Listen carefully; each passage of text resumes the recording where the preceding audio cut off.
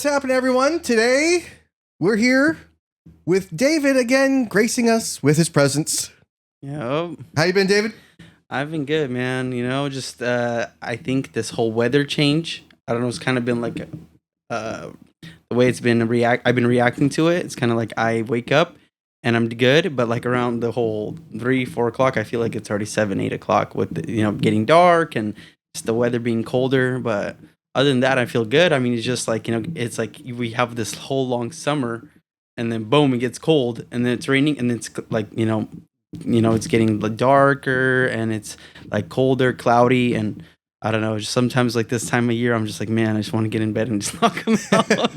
Well, it's kind of like this is the good season to like get sick. Yeah. Because it's like you could be cozy in your bed. But I like this, like when we have like all these downpours in a row, I like it because number one, it kind of washes the oil slicks and stains away from the driveway. If I could get my car out of there, And number two is, sometimes when you're in your backyard, you just have to pee. And like maybe you have your favorite spot. Maybe it's at the back corner fence, and with all the rain coming down, it kind of washes it away. So you could go back there and not smell it. So you can go use that spot again. Hypothetically, that's just for people that do that, I guess. I was thinking like since you have a chicken coop, so you just be going over there, and just blame it on the chickens. Well, I mean, no, because they might drink it. Oh, and I eat the eggs. Got it. You should like guard a spot away from them that you can use. And then you don't have to have them be there, but he could still be like, oh, it's the chicken coop. That's why it smelled that. Well, my dog does he pees around their like perimeter fence, which is I think a good idea because then it's like things get in there. They're like, oh, a big dog lives here. Is he like letting the chickens know like I own you guys?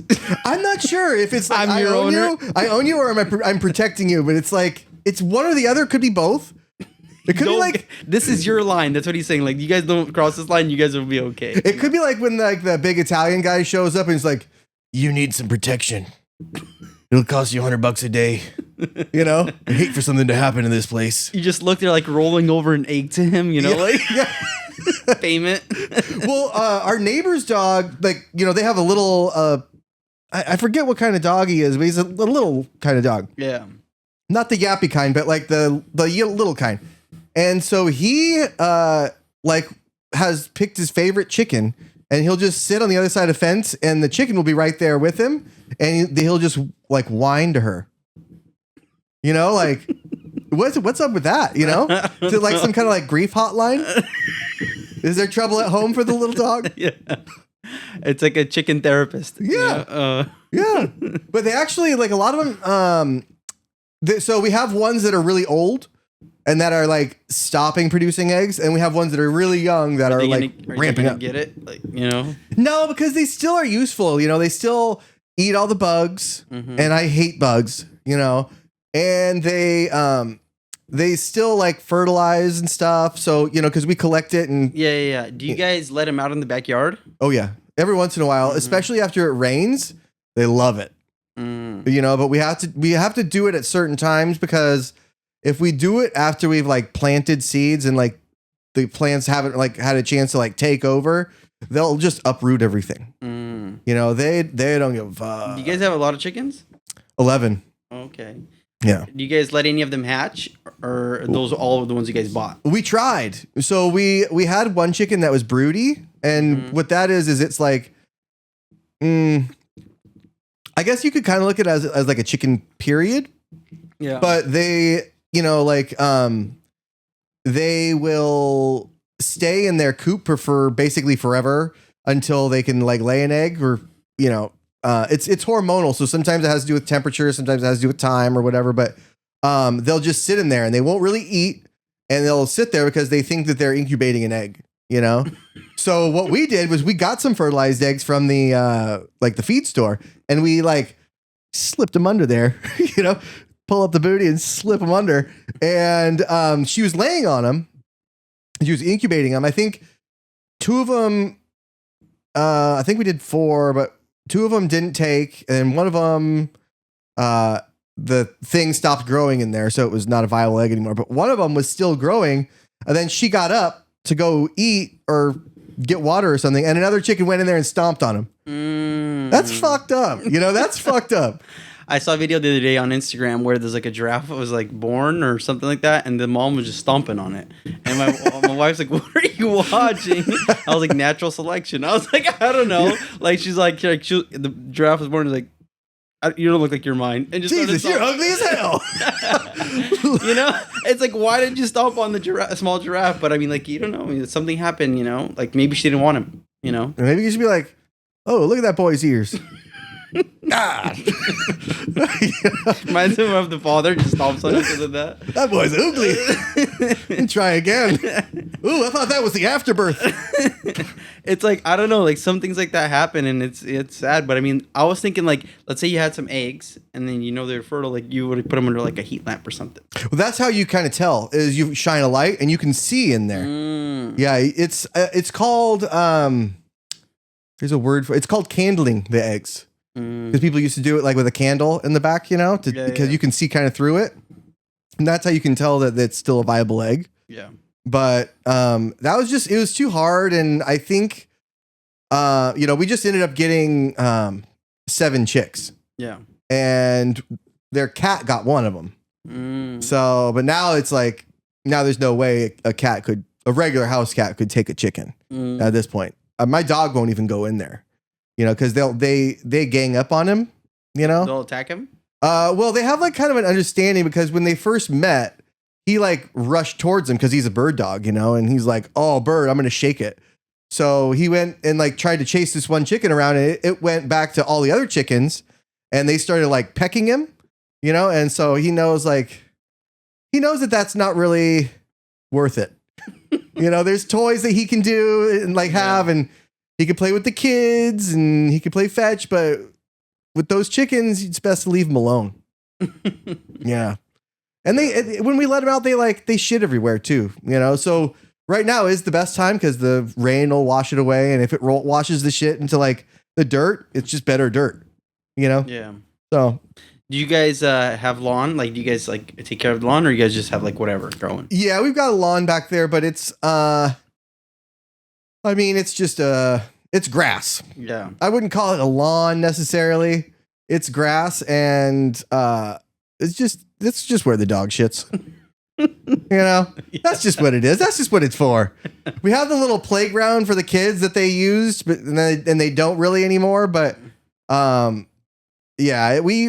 it's just we don't use it very much and it's so much to upkeep, we don't have a gardener for the back, so it's when we have like a party or anything, and we don't have many of them, but when we do, it's like a whole weekend of just yard work and stuff. And I guess we could upkeep it and keep it up or try or whatever, but there's so much stuff that falls from all these trees in here, like all these, because we have like we have the one redwood forest centered in our backyard only.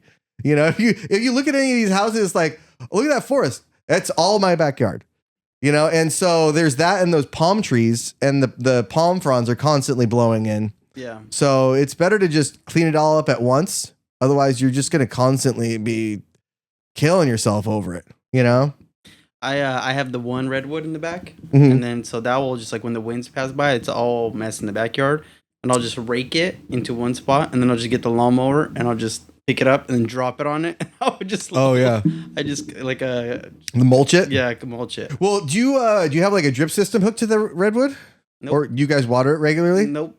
You should. Really? Yeah, because the redwoods are not made for this climate. So I don't know. Maybe they were at one point. Maybe probably not. So Terry, our neighbor across the street, said that like maybe 15, 20 years ago, 5 feet into the ground, it'd be wet, really wet. Yeah, yeah. And then he, like recently, maybe in the last 2 years, he dug a 27-foot hole. I don't know what for, but he was like trenching. And he said that there was like, it's super dry now. Yeah. So he's like, a lot of the wells or whatever people are digging and sucking up all the water, we're not getting as much rain. He says it's just so much different now. Yeah. Well, and that's one of the things that's going to kill the redwoods. And that's what we had a drip system set up because when we moved in, those trees were not doing very well. And we actually have an arborist. Yeah, and I'm actually going to have him on the show. But he came over and he was like, oh yeah, these trees they don't look good, because last thing we need is a bunch of dead redwoods or redwoods that look like they could fall on our house. Yeah. And we wanted to keep them because it's shade, and we need the shade, especially around cool. here. Yeah, and it's cool. So it's just we had to set up a drip system for them all, and it took maybe a year to get them all healthy again, and 2 of them had to actually be taken out. No, it was one. One had to be taken out because people that lived here had nailed a bunch of screwdrivers into it to make like a ladder.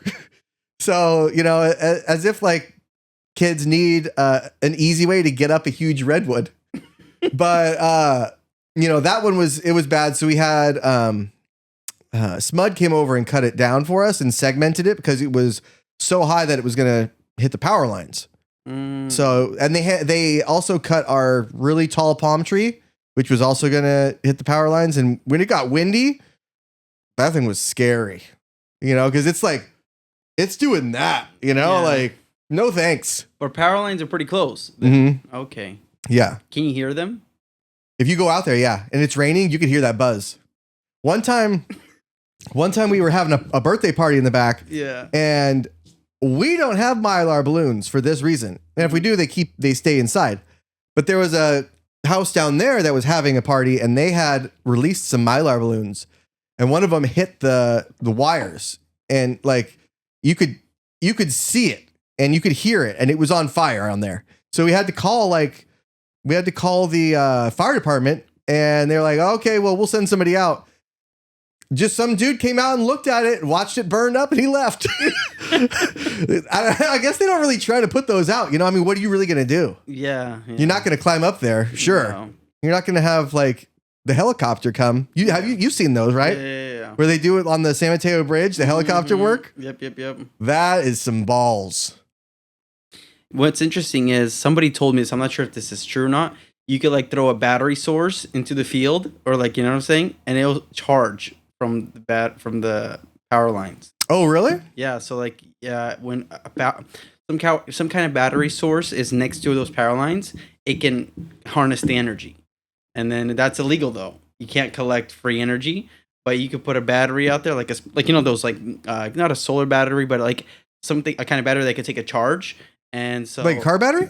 I don't know if it's a car battery per se. It's some kind of battery where you would plug it in and you could charge it, but somehow you would turn it on and the power source somehow charges it. I'm not sure exactly how this works, but I heard somebody was doing that, and then they came out and like gave a warning, like you can't be collecting free energy. I guess, how did they find out? Maybe somebody snitched on it. Maybe they do some kind of a surveying, like, how is this house not, consuming as much energy anymore? I'm not sure how, but yeah, so you just collect free energy from like, because if you're close enough to those power lines, because they have like an orb that they produce. Yeah, well, I remember like that was like a Tesla thing, right? A Tesla, wasn't it like the Tesla, maybe not Tesla coil, but like he had a way that was basically kind of like how we use Wi-Fi. Yeah, it was using electricity that way. Yeah, something like that. I think I seen a video about that. I wonder how that would really work though, because electricity will shock you. Yeah, but see, the thing is, it's like, how are you harnessing this electricity, So it's like, let's say you had a light bulb that had some kind of device on it, and it could connect to your power source, and it will turn on. But unless you're, doing the same thing that light bulb, whatever's connected to it, is doing, you're not going to get shocked. It's kind of like, I think of like the iPhone, the new charging pads, right? You can put your hand on those charging pads, nothing's gonna happen. You put your battery and your phone on it, it starts to charge, right? Same thing with the new car batteries for the Teslas. You could drive your car into the garage and there's the pad on the floor and your car starts charging. You don't have to plug it in anymore. Oh, I didn't know about those. Yeah, so they're coming with the cars already, but the mats are like super hard to get still. But my cousin just got the Cybertruck, and his car came installed with the wireless charging. So all he's waiting is for the mat. He's gonna put in his garage because he's like, sometimes I'll come home super tired, park in the garage and go to sleep, and then I come in the car in the morning and I forgot to put it on charge. So you're just gonna have a mat, you can drive up onto it, and the car just gonna start automatically charging. So I think that wireless charging is a thing, and I think that they could possibly do it on like a distance. You wouldn't get affected by it. You wouldn't get shocked. I just don't know how healthy it is having something charged wirelessly at a distance. harnessing that energy and you walking in that area. I'm not sure how good of a health. I mean, just what we needed. Another way to get cancer.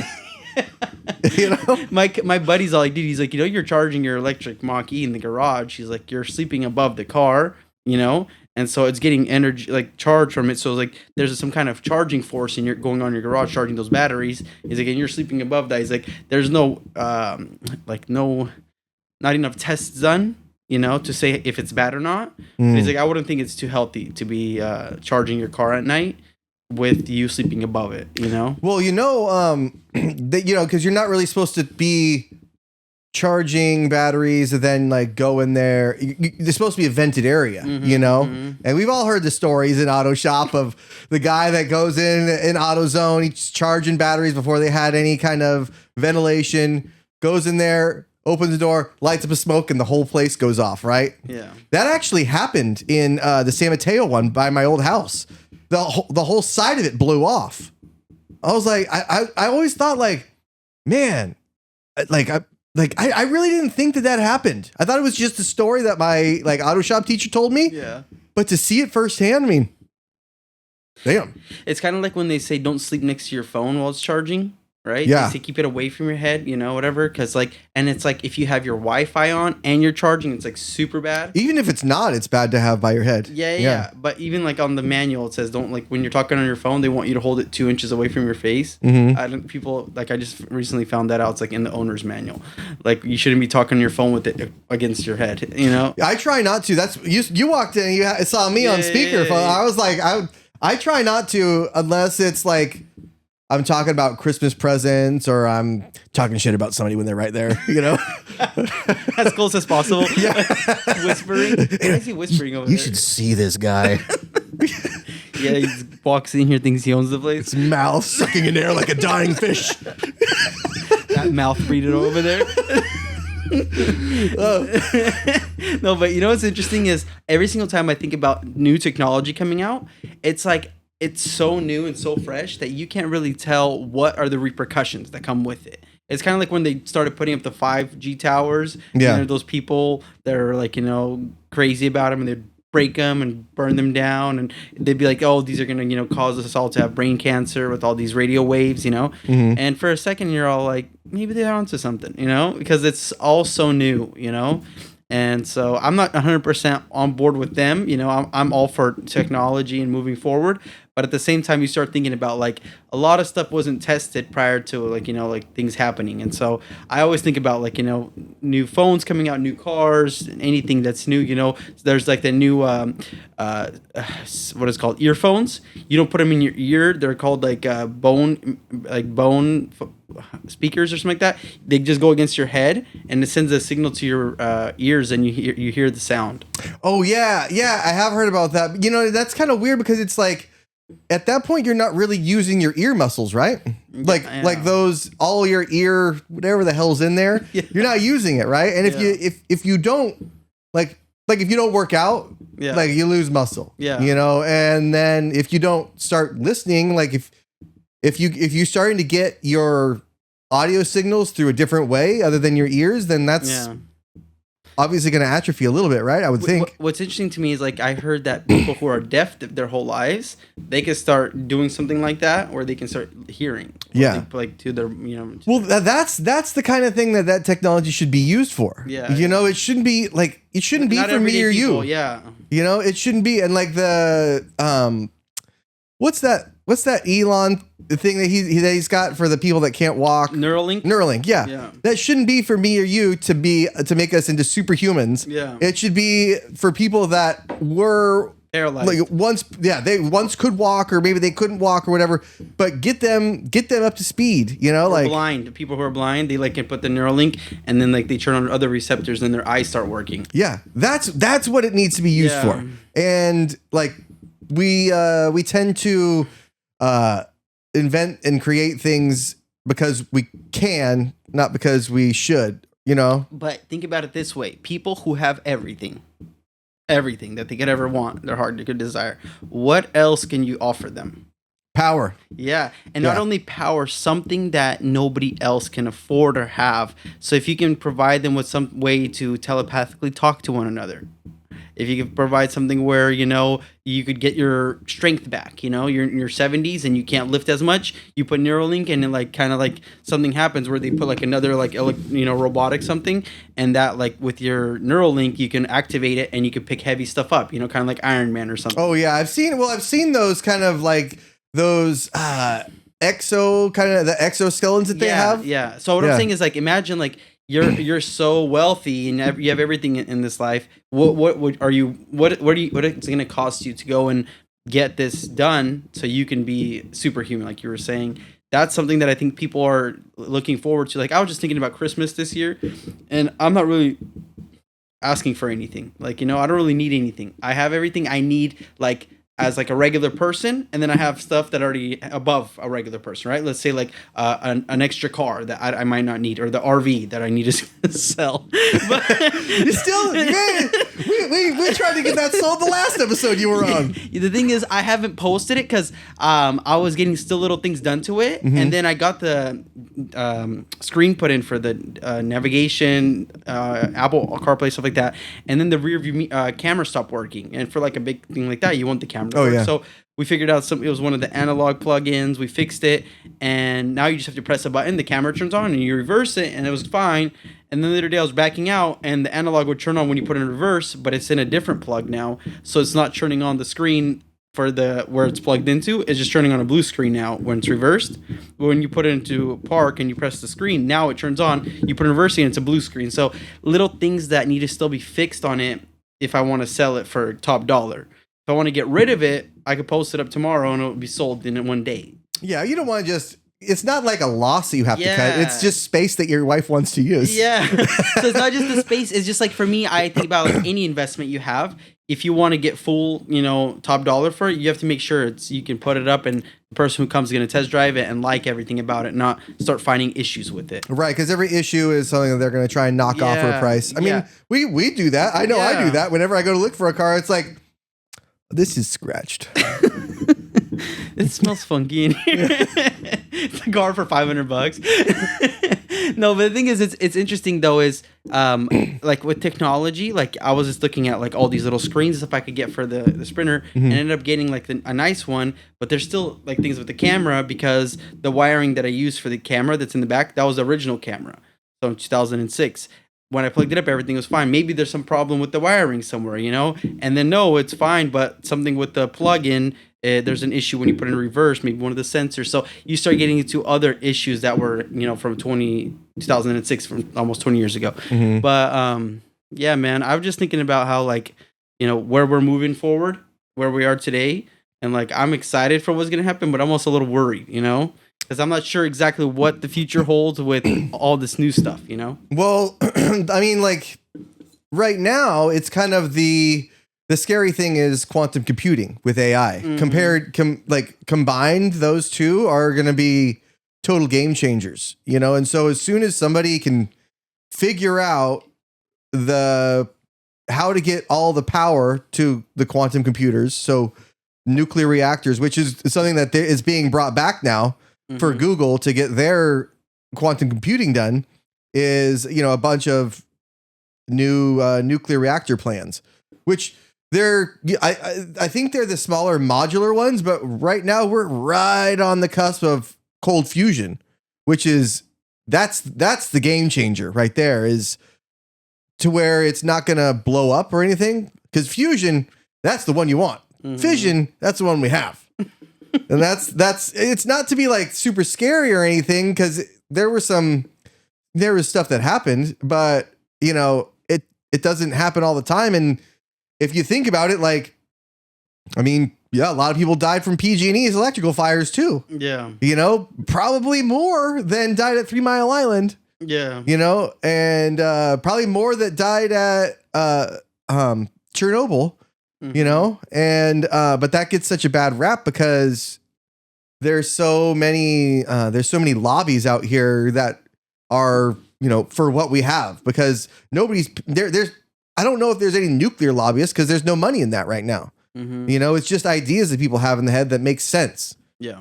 And but when it's kind of a race right now between China and the US to get the quantum computing done and AI done. because once those two are done, all the encryptions and military codes are useless.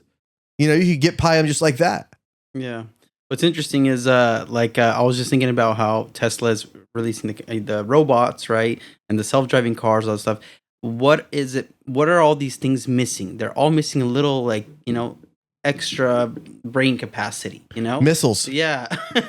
No, but think about it. It's like they're all missing a little bit of that, you know, that something that we all, what humans have, right, is being able to learn and to process and to put that into a computer, to put that into a robot or put that into a self-driving car. Like, we all see these futuristic movies, but we're still on the edge of like where that next robot will come out that will be like human-like, you know, or that car that can drive just like a human can, have same reaction time.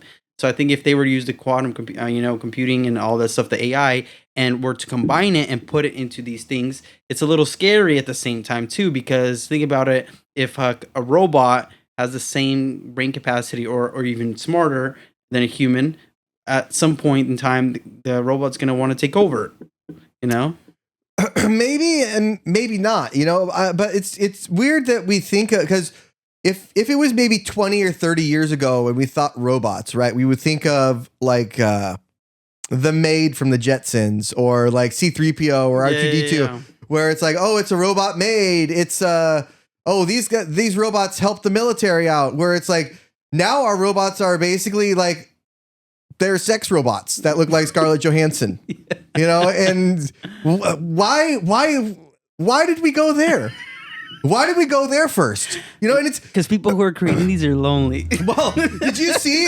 There's this place in Africa too where they set up Starlink and they set up a computer, and as soon as they figured out internet porn, that was it. It was a line. They were constantly using it. It's like the world is at your fingertips, but also a galaxy full of porn. You know, it's like, man, we could have had so many better things if we were just better. You know, people are so how do you say this? People are so stuck on wanting to fulfill some kind of fantasy, some kind of like intimate, you know, like instant gratification. Yeah. Nobody wants to take time or you know, to do something. Like, I was just talking to some few of my buddies, they're younger, and they're like my cousin's kids, and so like, I forget how you third cousins, I'm not sure, but I was just telling them, I was like, it's so sad to see the new generation of online dating. It's like the online dating that's not healthy. It's kind of like you're talking to like 6 different people, you know, and you're Snapchatting them, your Instagram, you're on Tinder, you're selling yourself short, you know, and then like you're not actually meeting up. It's all these online conversations, photographs, you know, this and this. And I was like, it's not going anywhere, because I know people who I grew up with and when it all started who are still not married. Right. You know, before I met my wife, I did that. I was on Tinder, you know, and I just, you know, but it was like, just meet up with me. Yeah. And like, okay, be at public place, sure. Don't meet me in like the dark alley in the Tenderloin. That's not right. You know, that's a red flag. But just, you know, meet somewhere. And if I like, look, if I seem like a piece of shit to you, then just leave. Maybe, but it's like, I don't want to waste time talking to you and like, oh, I know this person. I'm not trying to fall in love with somebody before they meet them, you know? And then I just met my wife. Yeah. So it was like, oh, I just dodge that bullet, I guess. But you know, it's just, it's harder right now because, you know, maybe 10, 15 years ago, it wasn't like, you didn't have all these OnlyFans models everywhere and like where you had access to everything. And then Instagram is like, oh, well, I could go on this private yacht, you know, like, what do you have? And it's like, what does that mean? You know, and what are you talking about? Yeah, and for a guy, it's like, oh, you're not like exactly what I want, and both of them are kind of like the expectation has been raised so high, and like there's people that are 2s that think they're 10s, and they're trying to like, you know what I mean? Just be a 2, just be a 5, just be what you are, you know. Fuck. If you're fat, find another fat person. Who gives a fuck? You know? It's what's interesting is like the technology has changed. If we're talking about technology, and like you said, if people are going resorting to sex robots or online, OnlyFans to private chats and private FaceTimes and all that stuff, and they're not willing to put in that work or swoo a girl, and take her on a date and show her this manly man or whatever, spend that extra time and working on themselves. They'll sit behind a screen of a persona, and these filters, like everything about these filters, it's like they make people skinnier, take away acne, just make them more pretty, take them, like you said, from a 5 to a 8, 9. Yeah. And then like people go on dates for the first date after talking to this girl for half a year, and she looks nothing like online, because like even you can even turn it on when you're FaceTiming a filter. You know what I mean? You have to show your real self. They won't bother to put on makeup, because the filter will get that. Bother working out and eating healthy because you got, filters. Because it's just your face anyway. Yeah. And it's like, it's hard, I think, for men and also women, because the men will put on this persona online to show that they have like this whole lifestyle. But it's like, all either rented, one of their friends, or it's just fake, Yeah. And so it's because they're trying to stay like with the program. Like you said, I have a yacht, somebody has a yacht, you have to have some boat, at least, and your buddy's boat. So what I'm saying is like, it's like, I was just talking to my buddy. I was like, every single time you think about the technology changing, people are moving more away from one another, more behind the screen, more inside the house, more with the robots, and it's like it's kind of cool to see where the future is going. But then I just come back to Wall-E. There was this meme that I saw, and it was like this homeless woman, and she's like has her can out, but she's begging for like 6 foot, 6 figures.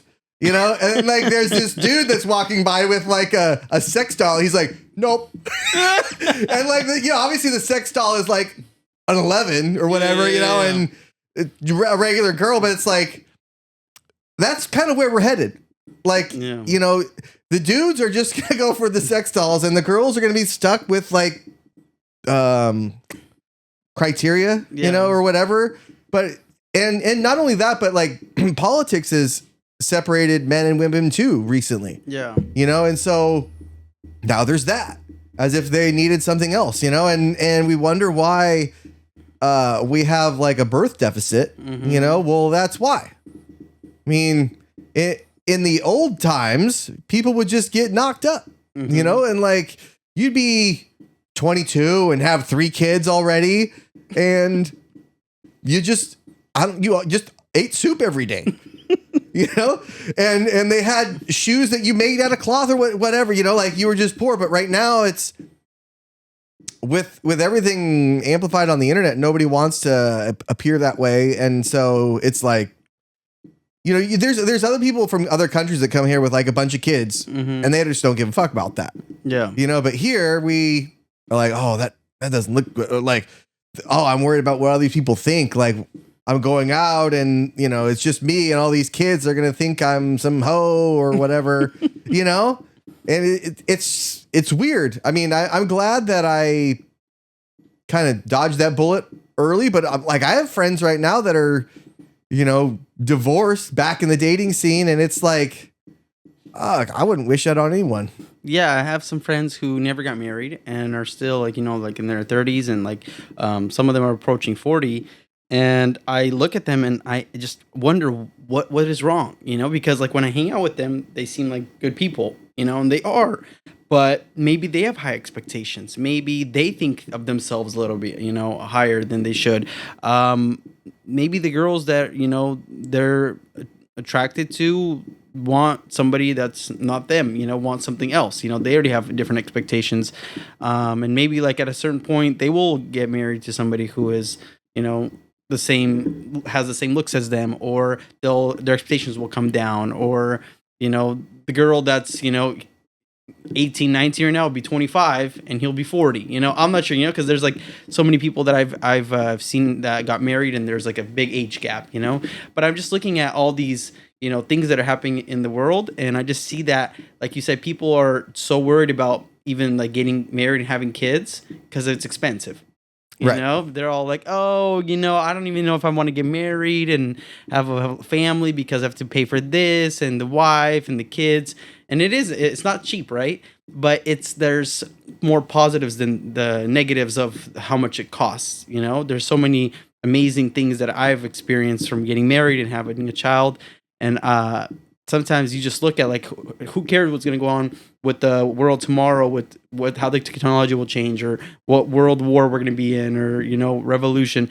You just look at, I'm living for today, and tomorrow will worry about itself. I want to be just like enjoying today's day. Because if you keep worrying about 5 years from now or how expensive it is, then why do anything? Right. I saw this guy.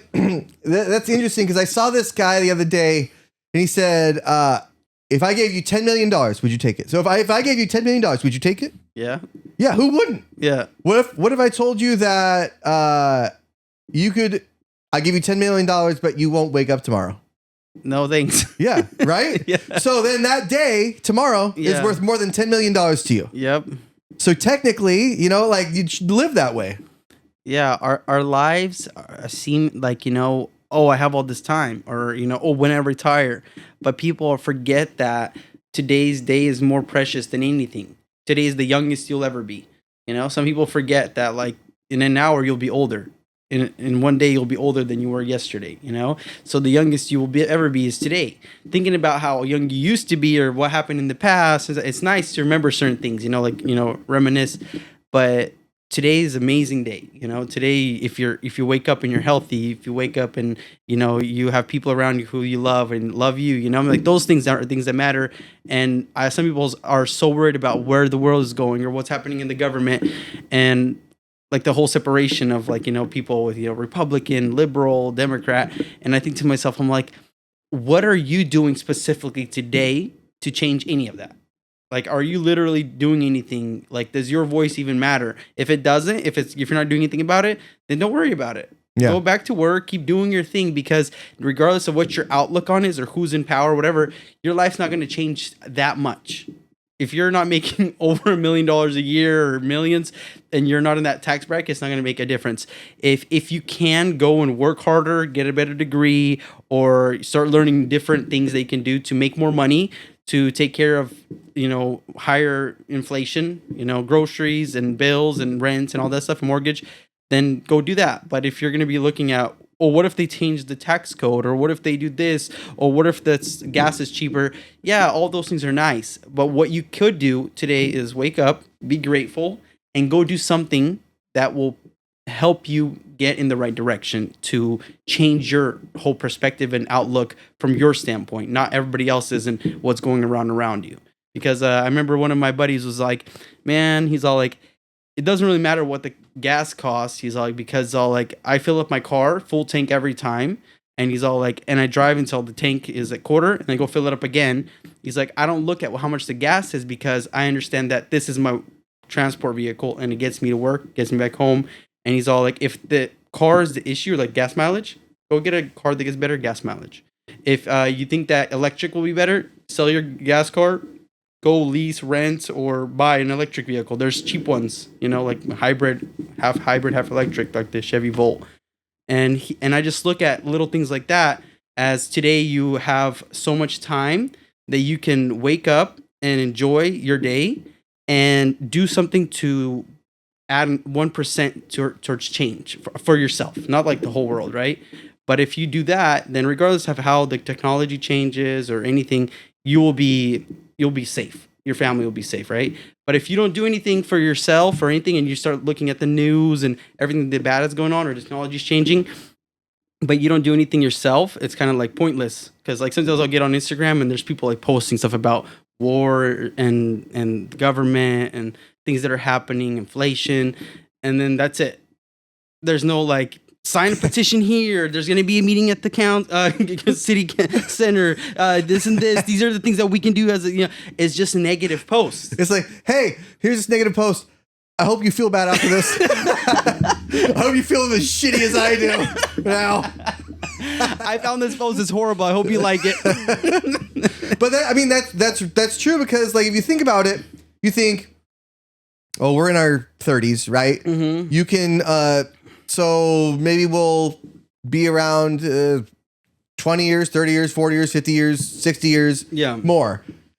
And how many of those years, like, do you have with your kid, you know, as a kid? Mm-hmm. Like, you, obviously, quite a bit. Yeah. But me, it's like, maybe 10? It's like, how many summers do I have left before she doesn't want to spend summers hanging out with me? Yeah. Maybe 4, you know? And it's like, how many Sundays? You know, how many weekends do you have? Because you think of days and you think of like, you know, we're waiting all day till 5. We're waiting all week till Friday. Mm-hmm. We're waiting all year for out of birthday, Christmas, trip, whatever.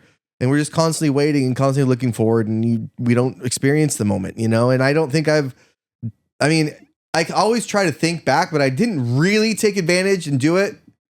I was like basically before I turned 18, you know what I mean? Because like when you're 17 and when you turn 18, you're like, I can get away with a lot of shit now. But once I turn 18, it's like, it's real. Yep. You're an adult. Yeah. Yeah. And like, you don't really harness that kind of moment. And so sometimes I do kind of catch myself like barking at the kids, like, clean this up, do this, blah, blah, you're making a mess. And it's like, but pretty soon, like, they won't have those knuckle dimples anymore that make the messes. And, you know, it won't be the same, you know? They won't have that little voice, you know? And I mean, not looking forward to that, but that'll come with a whole list of other challenges, you know? I was talking to my uncle the other day on the phone, and he has 10 nieces and nephews. And he was just telling me, he's like, David, he's all like, it's so interesting how he's all like, when you have grandkids, you know, he's like, that's when you start understanding how amazing it is when you had, you know, your kids. That was awesome, right? Their little voices, they're every day something new, they're learning. But he's all like, ever since my kids brought their kids over and I became a grandpa, he's like, it's like I'm reliving it again. Mm-hmm. But he's like, with none of the, you know, having to teach them and raise them and be stern with them. It was more just like I'm enjoying their youth and childlike, and then I'm not responsible for like all the bad stuff. You know, I was like, I could teach them as like their grandpa, like how to do certain things, but I'm just enjoying them as a kid, and then just giving back to their parents, and then they're raising them. You know, so he's all like, there's in every period of life, there are positives and benefits. And so sometimes he thought, oh, my daughters, he had 4 daughters, they're growing up so quickly, and he would like try to, you know, harness those moments. But he's like, I never anticipated how amazing it would be once I became a grandfather, you know? And so he just told me, he's all like, you think you love your daughter now? Wait till she has kids and you become a grandpa. Right. I mean, because it's like, if you equate that, like being a parent, you constantly always have to eat the boring, shitty cereal. You always have to eat Wheaties or like Raisin Bran, right? Or like the flavorless Cheerios. Yeah. And you got to eat, but you got to like, you have to like discipline the kid and everything. You still can enjoy it. But then when you get to like be a grandparent, you could do like all the sugary shit, you know, like all with the marshmallows in there because you don't have to give a fuck. You know, like I did this. Now it's just about like knuckle dimples, you know, or like finger painting or doing fun things with them. You don't have to do the shitty stuff unless you're like one of those grandparents that like has to live there or whatever. That kind of situation. I mean, even then it's like, it's not all on you. Because regardless of like, let's say my parents would live with me, right? And then they see my granddaughter, my daughter. It's like, it's still the responsibility is mine. They'll still try to say something or like, you know, give their input. But at the end of it, I have the final word. I'm the one that's responsible. I'm doing all the things, you know? And so I understand that like there's certain situations, but when we were talking with my uncle, he said, anytime they bring the kids over, even if they're spending the night or they're gone for a week and I'm with the kid, at the end of the day, I know that this isn't my child per se. And so he said, but it's so amazing. And he's like, it's such a different experience. And he's all like, I wish I would have knew how amazing it would be because he's like, I couldn't see the future that I was going to be a grandpa or be around, but he's all like, being here now, I see how amazing it is. And I was just like, like just talking to him on the phone, and I just had like this burst of joy happen, even though I'm just a new father. Daughter's going to be 1 next month. And I'm thinking to myself, like, just her first birthday, but I'm already excited for what being a grandfather looks like. Yeah, right now it's still like your daughter is still like just a little baby. Yeah, and you don't really like you get the concept of being a father, but and you have the love and everything. But once you have like that little voice and like the little hands that grab things and like when they ever like get your phone or get a tablet, like a little phone, like they already know how to do this shit. It's like tiny finger is like, it's weird. Toddlers are, they'll test you, and like, it's interesting because then you don't have to carry around all the accessories. Yeah. Right. It doesn't have to be like you're going on vacation just because you're going to be gone for the day. Mm-hmm.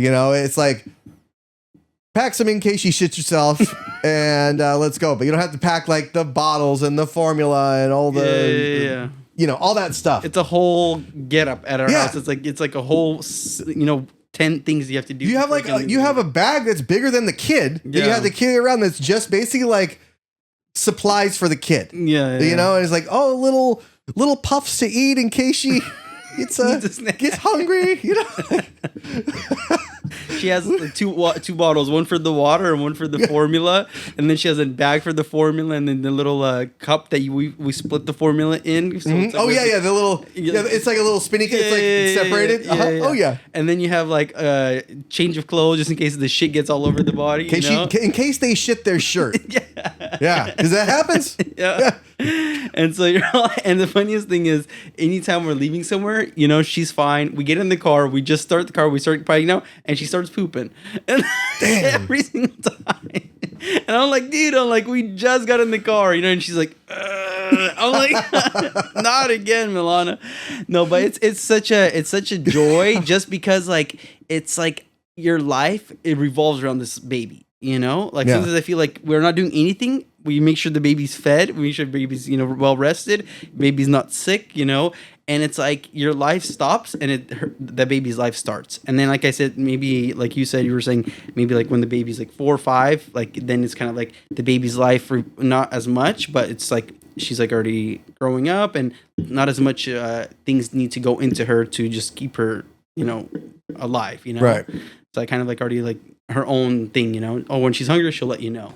Yeah. Here it's all like, I'm not sure if she's going to be hungry or not. I have to make sure I have all these snacks and food and everything ready, Well, or my youngest daughter who says that she's not hungry. She's never hungry. But then as soon as everybody's eating dinner, she goes to the cupboard and gets like some fruit snacks out. You said you weren't hungry. And then we sat you there and told you to eat dinner and you didn't eat it. And then now you're like, I haven't even cleaned it up yet. And she's going to get fruit snacks and pretzels, God. She's not hungry for your food. That's what she's saying. That's the thing. She's tough. Like the oldest one, we started her out on like spinach and like nasty shit. Yeah. So she loves vegetables now. But like start them off on the nasty shit. She loves broccoli. Yeah. She loves like all kinds of different what is it called, like warm cereals and stuff like that my wife buys, and then she likes like fish. I don't know. She just like will eat anything pretty much that's like more solid. She doesn't like tomatoes or something like oh, the runny stuff. Yeah. Mm-hmm. She'll pick it up, she'll squeeze it, and then she'll like drop it on the floor. You see, now you need a dog. Yeah. I was telling my wife, I was like, we need a dog. She's like, let her get a little bit older because like I don't want her licking the same spots the dog is. Because she's still like putting her mouth on everything, Yeah.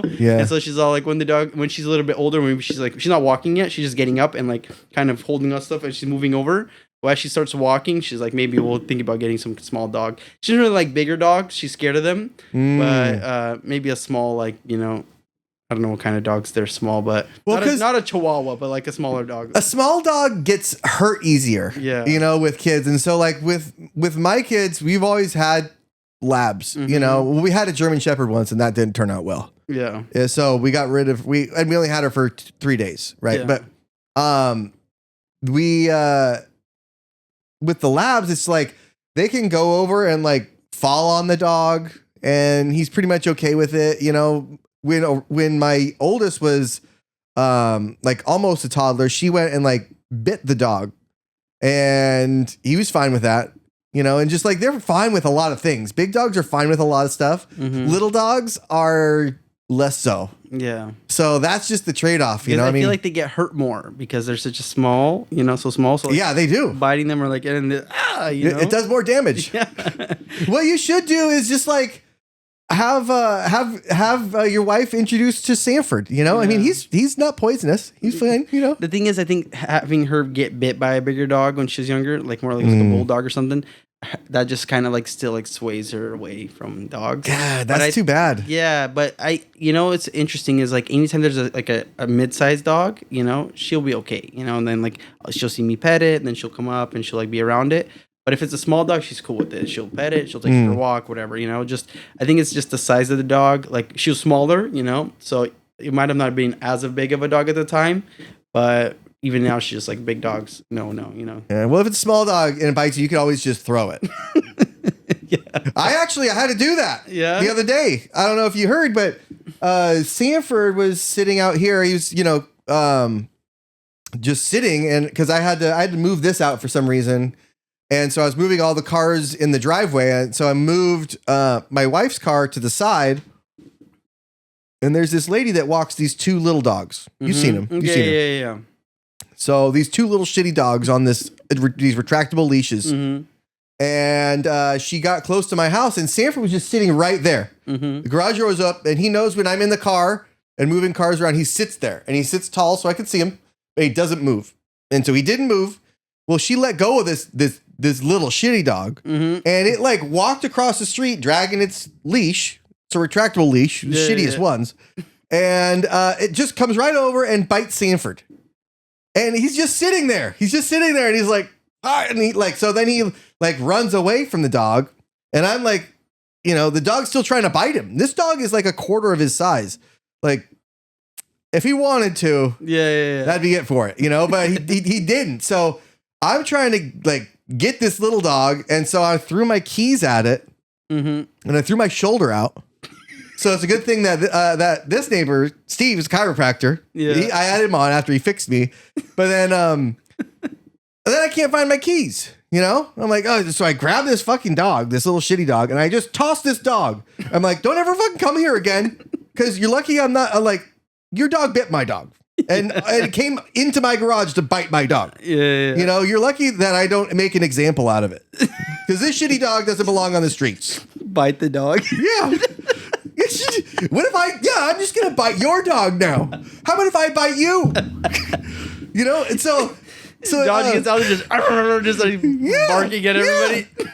But then, so, you know, I'm trying to find my keys and now I can't find them. And so I was pretty sure that they were in his bushes. So I knocked and I was like, hey, I'm going to have to be searching through your bushes. He's like, oh, let's just take him out. Oh, okay. So we took him out. And it was like maybe an hour and a half. Took out the bushes? Yeah. Like cut them down? Took him out of the ground from the roots. And so we got like maybe 95% of the way done. And then my daughter goes over to the door and she's like, oh, Dad, are these your keys? Oh, it's an hour and a half of free labor, but that's okay. I mean, what are you going to do? But at that point. Did you put your shoulder in at that point? Yeah, well, that hurt. You know, because between that and the throwing it out, you know, that little dog. Man, I hate that little dog. I hate that little dog, dude. It always runs away from her because, like, I was doing something by the house as well, and it ran up and started barking at me. I was just looking at him. I was like, what a dumb dog. Oh, my God. Here's a piece of chocolate. So, yeah, I was just looking at him. I was just like, worth my time, you know, energy. Yeah, it's like, you know, how when you're in Vegas, you can just see that person and be like, wow, that's a piece of shit. That's what I think when I look at those kind of like little dogs that are kind of, because the other dog that was there is usually fine. Yeah. It's that one dog that's shitty. Yeah. I mean, they look the same. Would you miss it? You know, just come on. Now they're just one. I mean, that'd be great. So Sanford would love it. Josh just looks over. He's like, oh, look, there's only one dog now. The normal one. Yeah. I wonder what happened to the other one. Darn. Hope it's okay. Hope whatever ate it is healthy. Hope it didn't get rabies or anything. Yeah, I mean, Yeah, but yeah, dogs. I mean, you kind of have to get a dog eventually, and maybe it's, maybe you go and you get like like a shepherd or something, which is not like a big dog. It's a medium sized dog, and it's not yappy, but they're really smart, Like Australian Shepherd. Yeah, yeah, those are cool. I like those. Yeah, and they're like probably the size where it won't like freak out your wife, and they're super smart. Do they shed a lot? Australian Shepherds. Yeah, yeah. Most dogs do. Yeah, my brother, he has it's like a poodle mixed with something else. It has hair, not Labradoodle. Yeah, they're hypoallergenic. Those dogs kind of, I don't know about those dogs. But he has one of those, and then like he's had, his name is Milo, for like 4 years now, I think, and yeah, I mean, he's been fine. He's been living with them, and my wife's fine with that dog. They live in New York, and they bring him with him when they come to SoCal once a year when we can go to during the summer for like a week, and then she'll walk the dog and stuff. She's fine with them, but yeah, it's not too big. But yeah, I don't know. It's just like I think about dogs. Like we had a dog growing up for not too very long, but we grew up more with cats. Like we always had a cat at the house, but he would never live in the house. He'd be like an outside cat, but then he'd come in the house, we'd pet him, stuff like that. Always coming from like a fight, beat up and stuff. Yeah. Always looked like he was on the losing end too. Yeah. This cat's got a big mouth he can't cash checks from. It's like, what's up with that? Yeah. So he'd come back beat up. We just pet him, put some Neosporin on his, Oh, really? Calves, yeah. Oh, so he got bad sometimes. Yeah. And then like one time he didn't come back because he had like this really bad like fight where he came back and it was like a pretty big like claw went in or something and it got infected. And so we kept treating it. We even got like this family doctor come by. He's like had like put a little shot in the cat and stuff like that. And it started getting better. And then just like he just started like being like less and less active. So he would come home and like kind of sit around more. He used to always run around, like always jumping around on things, and less and less active. And I think he might have caught something through that fight. And then one day just didn't come home. And I was like thinking maybe that's best. I'd rather him not come back. We were kind of sad that he didn't come back, but maybe it's best. Maybe he just went and died somewhere, Maybe he's like, I'm gonna try and make it big in Broadway. He's like in movies. He's like a famous cat. We didn't even know about it. We see him on TV saying, that looks like our cat. Find his OnlyFans. Pull up his OnlyFans. He has like an Instagram page, and then he's like this one fight that I was in, whatever, this scar right here. He's like in an interview explaining it. Man, he auditioned for that new Lion King movie. It's coming out. Oh man! But that's another thing. Like going to the movies with your kid for the first time. That's also like an interesting one. Like for my oldest, the first movie that we saw, I always remember it was Detective Pikachu. The one with Ryan Reynolds, Yeah. And then with my youngest, it was recent. It was the Transformers 1 movie, and it was good. Like I didn't expect it to go as well as it did with the youngest. That's the hard one. But even then, you guys can't just stop at one. Yeah. I was talking about that. I always send her videos like of those cute videos where they have like the 2-year difference or whatever, and then like the baby's like small, and then she's holding him, and then like they're like maybe the baby's 1, she's 4, and then like 5 and 2, and then they're like in a little car together, and they're at the park playing, and they're sleeping in one bed, and I keep sending her that. And at first she's like, no, I think that we're just gonna have one, because after the pregnancy and everything, she's like, I'm not really feeling another kid. And then recently we're just like sitting at a dinner table and with her friends, and she's all like, yeah, I think maybe we might have 2, so I'm already like, breaking that barrier, so, but the baby's about to be 1, and then she wants at least a 2-year gap because she doesn't want to like have a baby and a baby, she wants her to be like a little bit older and then have a baby come in. So like 3 and 1, 5 and 2. So like kind of like that. So at least a 2-year difference. So maybe in like 6 or 7 months, you'll start replacing her birth control with Tylenol. Tic Tacs. Yeah. Got you now. Different shape. Oh, you don't need birth control. I have a condom, freshly cut. Oh, it's broken. How did that happen? No, but what's interesting is anytime I think about like family, I always think of more than one. I don't know what it is, like because I grew up with 5 boys, and like 5 brothers, And I never think of family as just one child. I feel like that's just like a starter pack, you know? But like, I just always see like, 2 kids, 3 kids is like what family's supposed to be, Yeah. And so, cause like anytime I had friends growing up who had one was the only child, they always wanted to hang out. And I understand they want to hang out with me, but I have 4 other friends at home, Like that's how I saw it. I have 4 friends. 2 of them were younger, but we still had a good time, Like I was teaching them something, or they were just, help with homework, whatever. And then we like, go outside and play. And the 2 of my brothers were really into video games growing up, and I'd try to be with them, play Halo or whatever. But I wasn't really good because I wasn't playing as much as they were. But when the 2 younger were born, I was kind of hanging out more with them, taking them places, hanging out. Took them to the movies for the first time. I remember that that was awesome. I don't know, just like it felt like I was the big bro, And anytime people would want to hang out, I'm like, do I want to hang out with this person from school, or do I want to hang out with my brothers and go do this, and this with them, So we still have friends come over, and like I still go hang out with my friends, but my main friends, my best friends, were at home. So yeah, there's a lot of fighting though, right? Yeah, a lot of fighting, but see, the fighting like I think brought us even closer. We'd like fight, and then we'd be upset with one another. You hit me so hard. We'd have a thing like you can't hit each other in the face, body shots. So no face shots. And so, but it was all body shots, and so we'd always be like punching each other, wrestling, whatever. My older brother and my younger brother, who's a year younger than me, always gang up on me because I'd always started working out like when I was like 10 or 11. And then so I would get stronger. So if I was fighting my younger brother, who's a year younger than me, older brother would come in and help him. So I always felt like I was being ganged up on. Plus, then you have like because my brother is 4 years older, and you get to be the guinea pig for all like the wrestling moves that they want to try out. Like let me try the figure 4. Let me try the Hurricane Rana. And like, oh, what's that?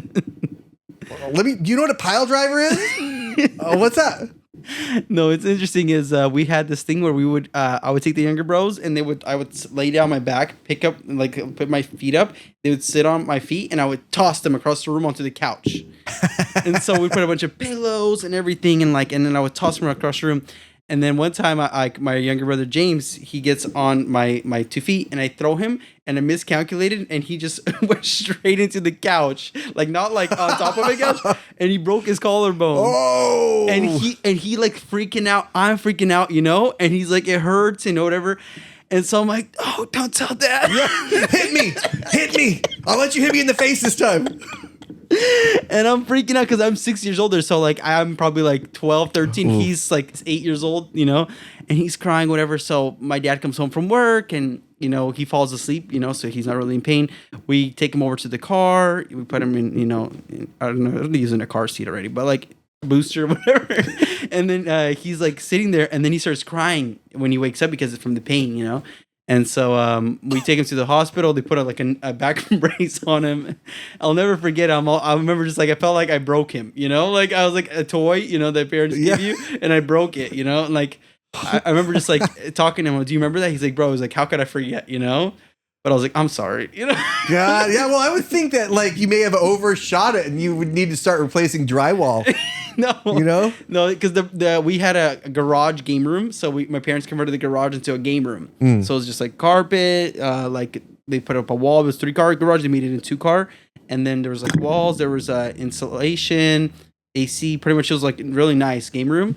And so the couch was like a big old sectional, and I was on one side just throwing them over onto the other side of the garage. And so I mean, like it was a pretty big garage. I wouldn't be able to throw them into the drywall, but it was like there were some times where like they would hit like the floor or like they whatever on the side of the of the couch, but this time was just like straight shot into the couch, and it was just like he got like pummeled, like he got hit by like a linebacker or something. God. Yeah, but I mean everything healed up. I mean like I just thought that there was some kind of a surgery or something like that. But I guess like you wear like a back brace and it's supposed to heal on its own, and it did. Oh man, I just look back at that and I'm all like, man, that was like a crazy time. Well, I mean, it's like that's kind of what brothers do, Like for me, my brother, I remember when I think he was 16 and I was 12, and this is when the fights really start to heat up. Yeah. Because you're both kind of big enough to like. really do some damage. Yeah. And so he like opened the fridge door and like took my head and went like psh, psh, psh, with the fridge door. That's a big heavy door, you know? Yeah. And so like eventually I developed like a cyst. I think it was either here or this side, but like, and it kept like growing, and I had to get it surgically removed. And I had like maybe I still have it, but it's like a scar, you know? And so I never let him forget that. You know, bring that up at Thanksgiving. That's hilarious. Or when he's buying Christmas, when he has my name for Christmas, it's like, don't forget that surgery. Yeah, don't forget that one. Oh, that's crazy. No, yeah, I mean, like there were some times where like, you know, we'd have the no face thing, but then like you're like going crazy at it, and like you slap him or like you scratch him or you punch him, you know, and then they're like, what are you doing? There's no face, you know. It was like, but yeah, we had some crazy fights, man. Like it was like sometimes it get heated at the house. Especially when the parents would leave us alone. Oh man. And then somebody would be on the phone calling mom or dad, wherever they're at. They're like at church choir practice, and they're getting a phone call, and you hear my mom, you guys better stop. You guys all gonna get it when I get home. And he's like, Mom, it's so scary. They're fighting. You know? And one of the brothers, the youngest one, would always start crying when we would fight. So you just stand there and cry because he's like, I don't want you guys hitting one another. You guys are supposed to love one another, you know? And he just always crying. So we always tell him that. We always remind him about that. He'd always cry at the fights, you know? He was like the cheerleader, but not the happy one. The sad What a cheerleader. bummer. Yeah. He's till this day, he's like this big heart, you know? He's already 22. His name's Elijah. And he hated when there was any altercations. He didn't like fighting. Didn't like any of that. He just he's just a loving guy, you know? And he's the biggest one out of all of us. And he's just big, loving, big bear, you know? And so like, he'd always be like, why are you guys hitting one another? Why are you guys fighting? No. He's on the phone with mom. Mom, they're doing it again. Yeah. But as he got older, he would get in some of the little, you know, wrestling or fighting with us, but not as much as like, you know, the three older ones. And then the fourth one was kind of with us a little bit because him and my younger brother, who was a year younger, were 4 or 5 year difference. So when he got a little bit older, he was like, you know, fighting with him. But the youngest one, he was just like with the second to youngest, James and him would kind of fight, but he didn't like that altercation and, you know, physical stuff. It was more like me and the older ones would always be wrestling or fighting. I don't know. I just think like sometimes I commend my mom, you know, growing up with just 5 boys. That's tough. It's something. That's tough. Whole freaking. Did your wife grow up with siblings too? Older sister only growing up, and they didn't really fight a lot. They're more like, you know, like bad words, you know, arguing over clothes. Yeah, arguing over clothes, and she would just call name calling. You know, it was like a big thing in there and thing, but not a lot of fighting, just a lot of screaming. Make it sting. Say something that you're fat. Say something that we just can't take back later on. You're fat. Will you wear my clothes? You fit in the clothes. Yeah. So say something. Fits just right, like a glove. No, but and then she had a brother when she was like 16. Oh, her parents had one like, yeah, it was planned. Yeah, they started that up again, huh? Yeah, it was a plan. 16 years later, you know, it was a big accident. No, but yeah, so she had a baby brother when she was already getting out of high school. So yeah, so that was it. But she said it was a lot different. She felt like a second mom to him, you know. Yeah, like that's different. Yeah. That's kind of like the age difference is too big to really form that kind of relationship. Then. Yeah. She said I never felt like they really had a bond. You know, she always just felt like it was like a mom and dad gave birth to a little homie, like a young aunt. Yeah, almost. Yeah. So they're still close. You know, he's back in the motherland with the parents. You know, he lives the motherland. Yeah, he lives in Siberia, Russia, with the parents. Oh, Siberia. Yeah, in Novosibirsk. Ooh, what? Yeah. So I don't like the funniest videos come out of there. You know, because it's like they have like these bears. Yeah. That it's almost like it could be a person in a bear suit because of what these bears do. It's like this one rides a bike. This one drinks beer. Like you guys have some pretty chill bears out there. And I think it's just like people will find cubs and then kind of like raise them up, kind of like circus style at the house and whatever.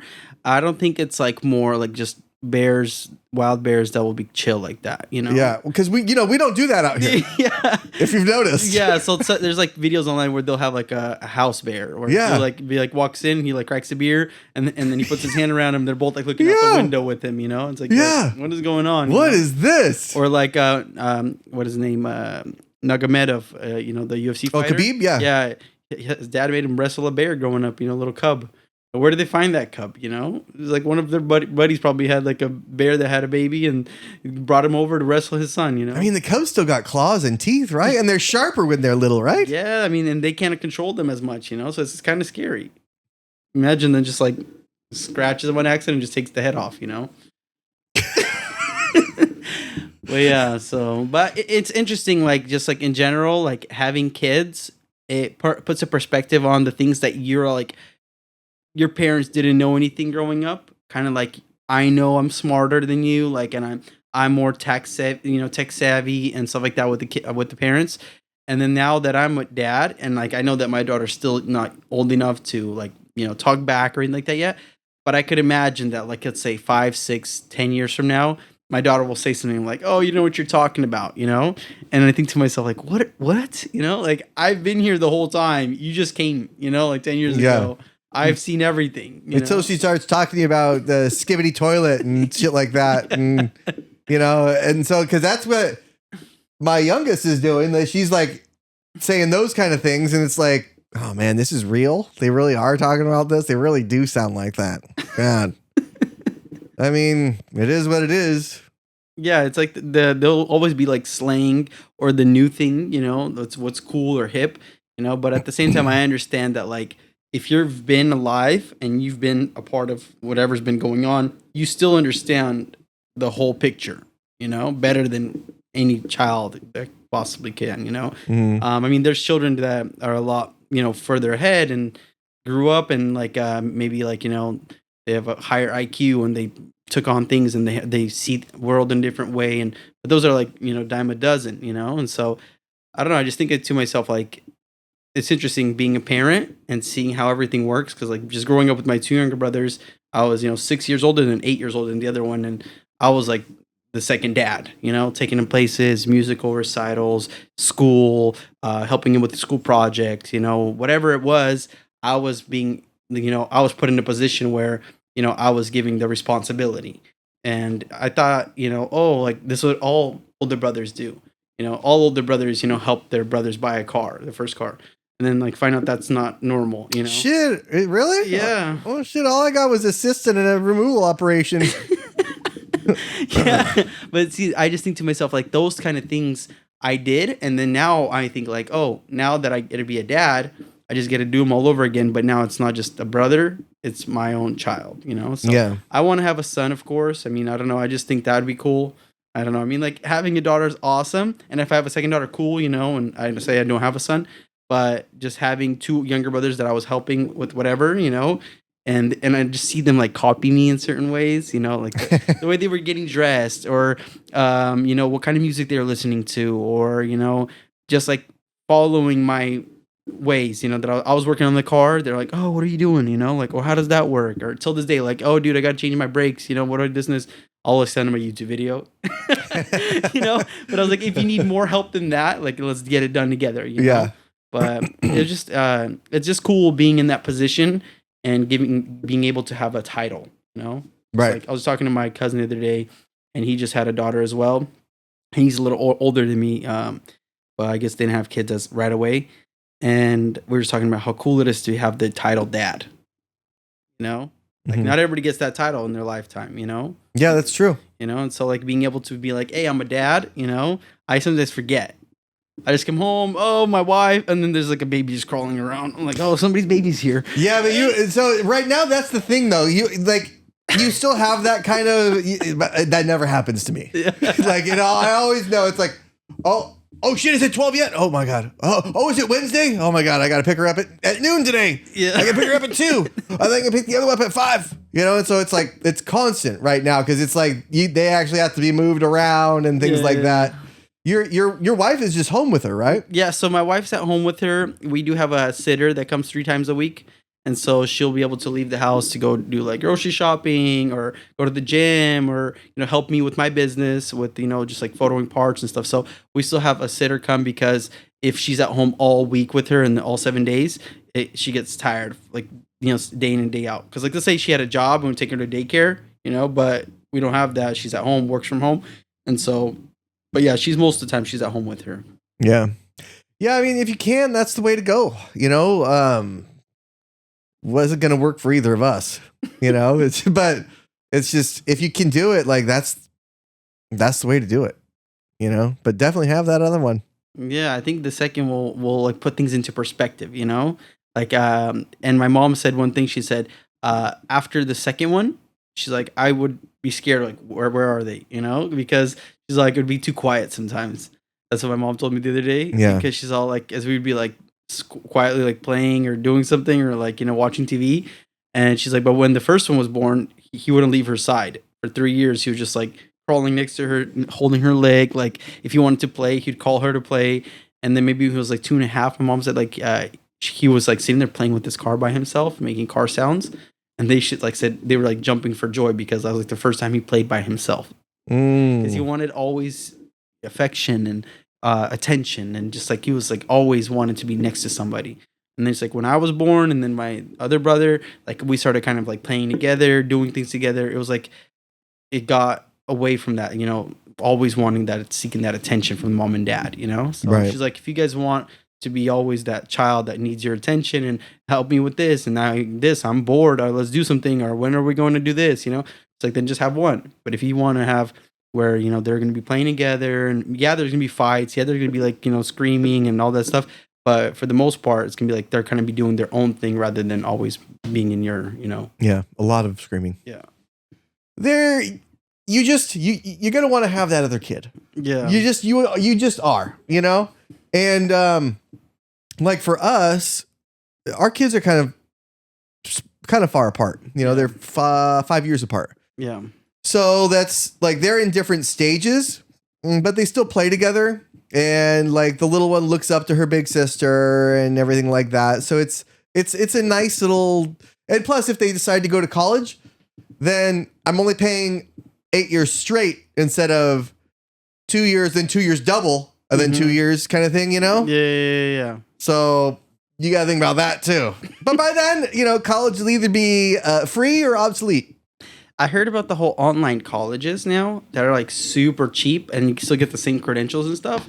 I'm just not sure how much of a college experience that is, right? Right. Because if you want the college experience, then you go to college and you're like with your friends, frat, sorority, all that stuff. In the dorms, you're eating cereal every day. Yeah, and then you're on top of ramen and cup noodles. Yeah. But I'm saying like the whole thing is like if you don't want that, but you want just a degree, there's so many options right now where it's so much cheaper. Like our brother was going to UC Davis and then he stopped for a year.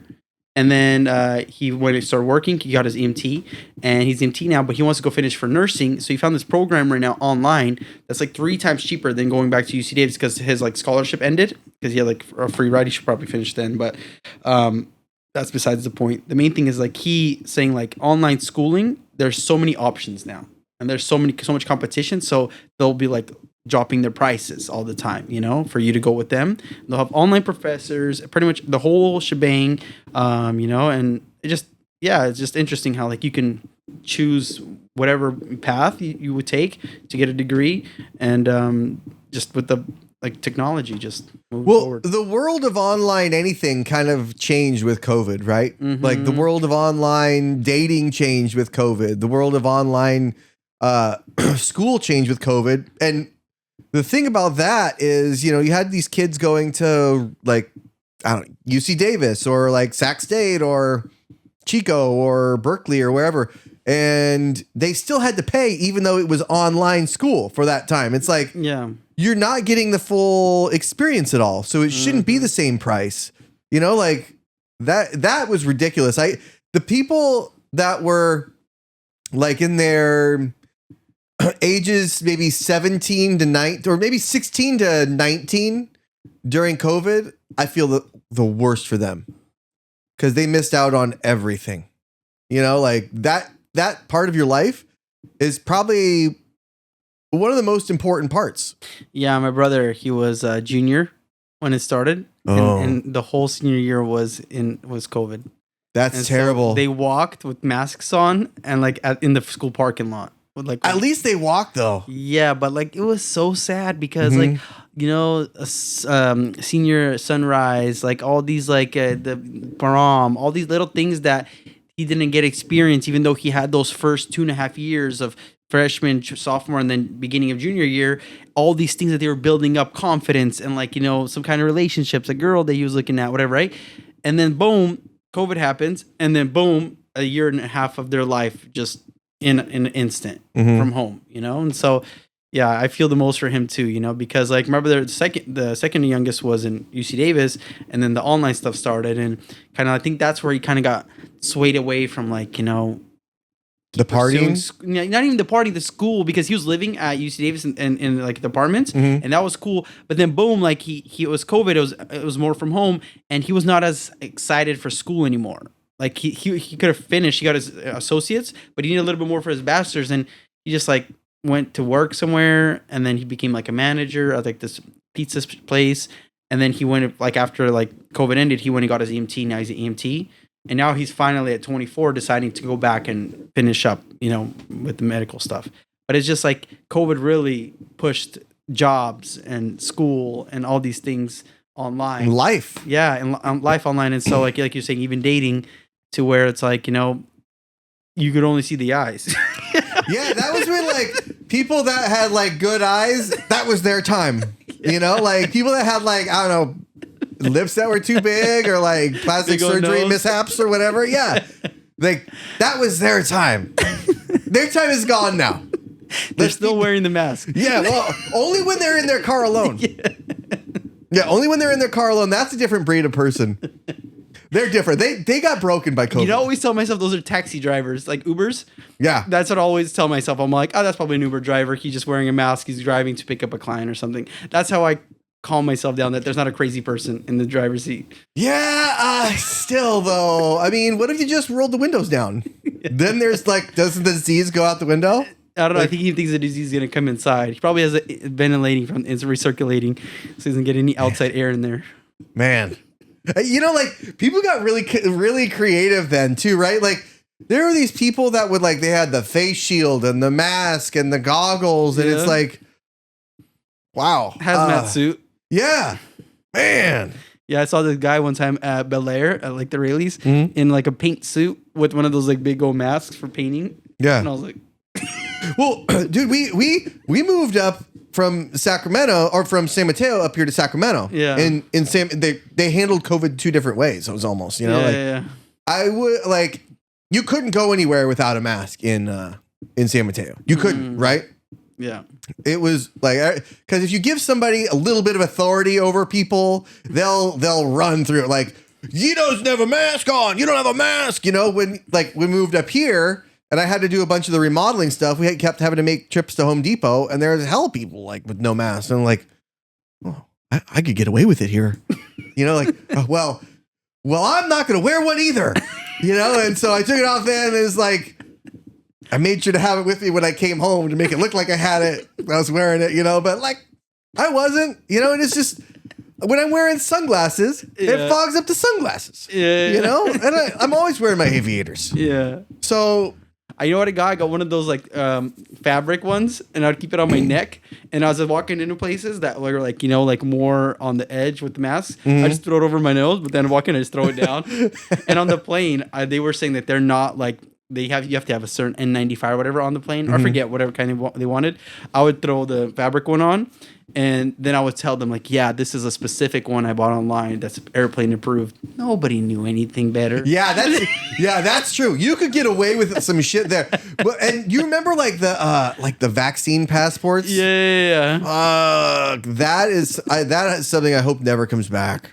That kind of stuff, man. I mean, like, it just feels like you're living in a different life, a different like you woke up on a different planet. Mm-hmm. Like this is America. We're supposed to not do that here. Yeah, like we're not supposed to do that. Like, luckily, I mean, and you have these like it brought down so much trust in the institutions, in the government itself, because you see all these people that are like behind all these rules and then they don't follow them. Yep. You know, and that's the most frustrating part, I think. Yeah, it was like the funniest one was when Governor Gavin Newsom and then like his friends and whatever had like a party at his house during COVID, and then none of them were wearing masks. A bunch of photos came out, and then like you try to get out of that one, you know, or like when there was like a meeting, like a big Hyatt meeting, and I think it was like Obama or I forget who it was, but they had like a bunch of people hugging and stuff before with no mask, just talking it up, and then they're all standing on stage with their masks on afterwards. Yeah,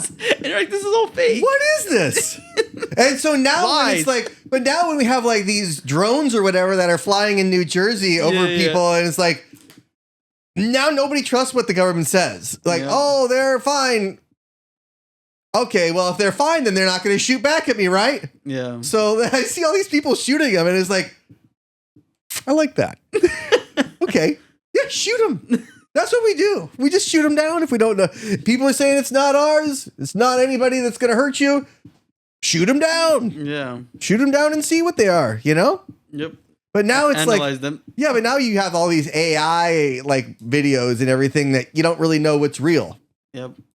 Even like all those videos online where during the presidency, what Kamala said, what Trump said, and it's not even a real video. It was all AI made, you know? Yeah. Oh, yeah. It's like it's hard with the technology to believe certain things. But like I said, it's like we do certain things every day to make sure our families are safe, that we have a roof over our head, we become 1% better, and everything else that's happening around us, no matter if it's COVID, no matter if it's inflation, or, you know, whoever's in control, control, because even the face, whoever they put up, there's still higher ups and House of Representatives and people who have the money who control really everything. We can't change anything. You know, we do our part, we pay our taxes, and we just make sure that people who are around us are healthy, and then we have good relationships, you know, take care of each other, you know, make sure that we're being good neighbors, you know, things that we are our part. You know, but outside of our neighborhood and everything, even Sacramento, there's not much that we can even change in the city. Yeah. Not alone the state or the country. So, I mean, I guess on that happy note, we'll end it there. We can't change nothing. All right, David. Well, hey, it's been real, and thanks for coming by again. Yeah, man. We'll do it again and many more times. Yeah, it's always a good time. Yeah. All right, man. See you guys.